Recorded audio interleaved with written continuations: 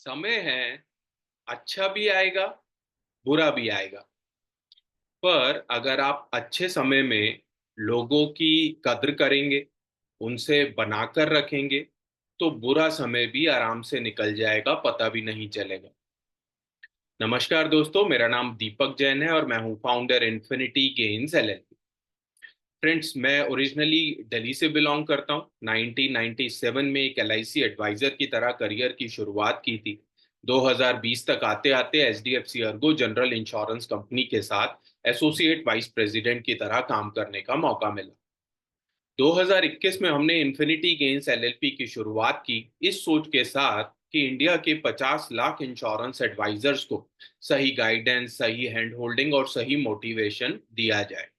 India के 140 करोड़ लोगों को फाइनेंशियल फ्रीडम के बारे में सही जानकारी दी जाए, यानी कि term insurance plan, health insurance plan और investment in mutual funds. So friends, आइए हमारे आज के टॉपिक पर आते हैं। और हमारा आज का जो टॉपिक है, आज हम डिस्कशन करने वाले हैं जो आपकी हेल्थ इंश्योरेंस पॉलिसी है, उसके अंदर जो रूम रेंट की कैपिंग होती है, वो किस तरीके से आपकी हेल्थ इंश्योरेंस पॉलिसी के अंदर काम करती है।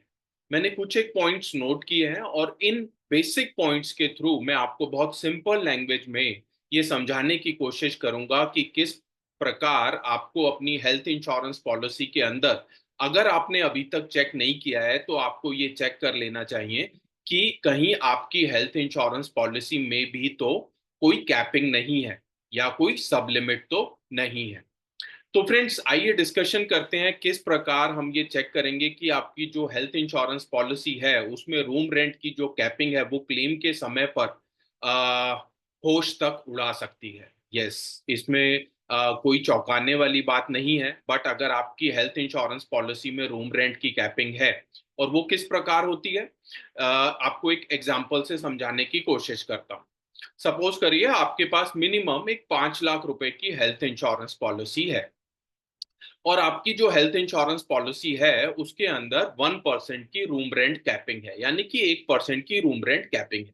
अब इसका क्या मतलब हुआ? सपोज करिए कि अगर हॉस्पिटल में एडमिशन होता है और 3 दिन के लिए एडमिशन होता है, मैं ज्यादा लगा ही नहीं रहा, बहुत सिंपल तरीके से छोटा लगा के चलते हैं। 5 लाख रुपए की हेल्थ इंश्योरेंस पॉलिसी है, 1% का सम इंश्योर्ड आपके रूम रेंट का है और 5,000 रुपए पर डे से ज्यादा का आपको रूम नहीं मिल सकता है। तो कुल मिला के अगर 3 दिन का एडमिशन हुआ तो आपको 15,000 रुपए जो है वो इंश्योरेंस कंपनी पे करेगी। बट फ्रेंड्स, सच्चाई ये है, रियलिटी ये है, आज की डेट में आपको कहीं पर भी 10,000 रुपए पर डे से कम का रूम जो है वो किसी भी हॉस्पिटल में मिलेगा ही नहीं। और मैं अगर ये भी बोलूं साथ में कि आज की डेट में हमारे जो हॉस्पिटल्स हैं उनके अंदर जो रूम्स हैं वो किसी 5 स्टार होटल के रूम से कम नहीं है, तो वो बहुत महंगे हो चुके हैं।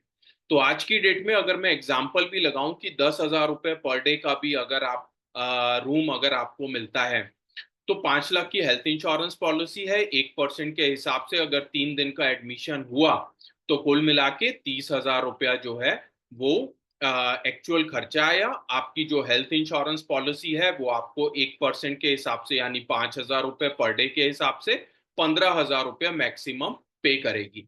तो कुल मिला के अब आपको ये समझ में आता है कि 15,000 रुपये जो है वो आपको अपनी पॉकेट से बेयर करना होगा। तो अब इसमें बहुत बड़ी बात तो कुछ हुई नहीं, ठीक है, कोई प्रॉब्लम नहीं है, 15,000 रुपये ही तो हैं, हम अपनी पॉकेट से बियर कर लेंगे।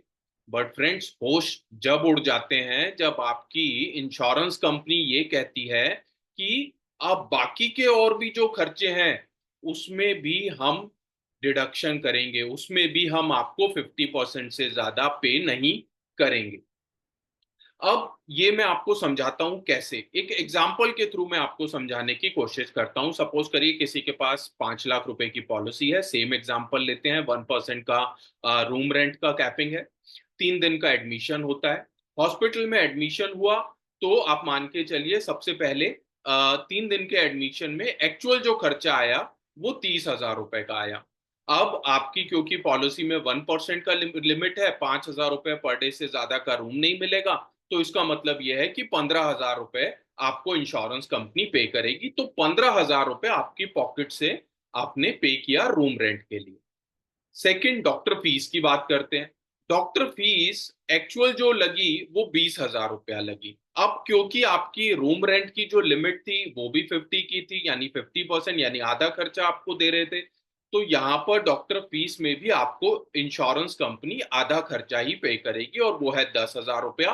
तो 10,000 रुपया डॉक्टर फीस का आपको खुद से अपनी पॉकेट से बेयर करना होगा। अब बात करते हैं सर्जरी की। सर्जरी की कॉस्ट हुई, सर्जरी की जो कॉस्ट आई वो 50,000 रुपया आई। अब सेम इसी प्रकार से इंश्योरेंस कंपनी आपको 25,000 रुपया सर्जरी कॉस्ट का पे करेगी, और 25,000 रुपया आपको खुद से अपनी पॉकेट से बेयर करना होगा। अब बात करते हैं नर्सरी चार्जेस की। नर्सरी चार्जेस की अगर बात करें तो टोटल जो खर्चा आया वो 10,000 रुपए का आया। इंश्योरेंस कंपनी 50% पे करेगी, तो 5,000 रुपया पे करेगी। 5,000 रुपया आपको खुद से अपनी पॉकेट से बेयर करना होगा।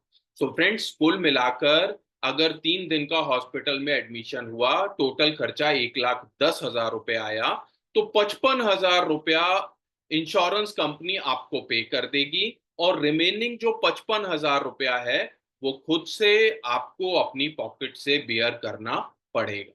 सो फ्रेंड्स, अगर आप सिर्फ इस सोच के साथ हेल्थ इंश्योरेंस पॉलिसी ले रहे हो कि मेरे को ये वाला एजेंट तो सस्ती हेल्थ इंश्योरेंस पॉलिसी दे रहा है, तो हो सकता है कि आप आज तो पॉलिसी ले लो, सस्ती पॉलिसी ले लो, बट ऐसी पॉलिसी आपको भगवान ना करे कि क्लेम के समय पर रुला दे। सो फ्रेंड्स, मेरा आपसे रिक्वेस्ट भी है, सजेशन भी है, अपनी हेल्थ इंश्योरेंस पॉलिसी निकालिए, उसमें चेक कीजिए कि कहीं आपकी हेल्थ इंश्योरेंस पॉलिसी में भी तो रूम रेंट की कैपिंग नहीं है। और अगर आपकी पॉलिसी के अंदर, हेल्थ इंश्योरेंस पॉलिसी के अंदर रूम रेंट की कैपिंग है, तो मेरा सजेशन है आज ही या तो कोई अपग्रेडेड वर्जन की तरफ अपनी पॉलिसी को कन्वर्ट करने के बारे में सोचिए सेम इंश्योरेंस कंपनी में। और अगर आपको ऐसा लगता है सेम इंश्योरेंस कंपनी में ऐसे कोई प्रोडक्ट नहीं है नो रूम रेंट कैपिंग वाले, तो आप किसी दूसरी इंश्योरेंस कंपनी के पास नो रूम रेंट कैपिंग वाली पॉलिसी में अपनी पॉलिसी को कन्वर्ट कर लीजिए।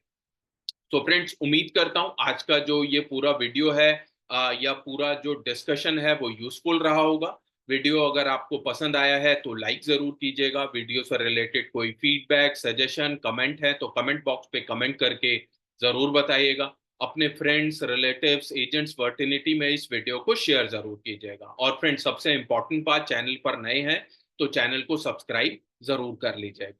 और फ्रेंड, सबसे इंपॉर्टेंट बात, अगर आपको भी ऐसा लगता है कि आप भी इंश्योरेंस सेक्टर में अपना करियर बनाना चाहते हैं, एक लाइफ इंश्योरेंस एडवाइजर की तरह, एक जनरल इंश्योरेंस एडवाइजर की तरह, या एक हेल्थ इंश्योरेंस एडवाइजर की तरह काम करना चाहते हैं, तो डिस्क्रिप्शन पर लिखे हुए नंबर्स पर मुझसे या मेरी टीम से कनेक्ट कर सकते हैं। और फ्रेंड्स, अगर आप भी और बहुत सारी इंश्योरेंस नॉलेज लेना चाहते हैं तो हमारा एक व्हाट्सएप ग्रुप है। डिस्क्रिप्शन पर लिखे हुए नंबर्स पर आप हाई एक बार कर दीजिए। आप हमारा व्हाट्सएप ग्रुप भी ज्वाइन कर सकते हैं। यहाँ पर आपको डेली बेसिस पर पूरे फाइनेंशियल ईयर में जो भी लेटेस्ट अपडेट चल रहे होंगे insurance, mutual fund, financial services industry से, वो हम आप लोगों के साथ शेयर करेंगे। और फ्रेंड्स, एक्सपेक्ट करता हूं कि आप लोगों का दिन शुभ होगा, मंगलमय होगा। Thank you so much.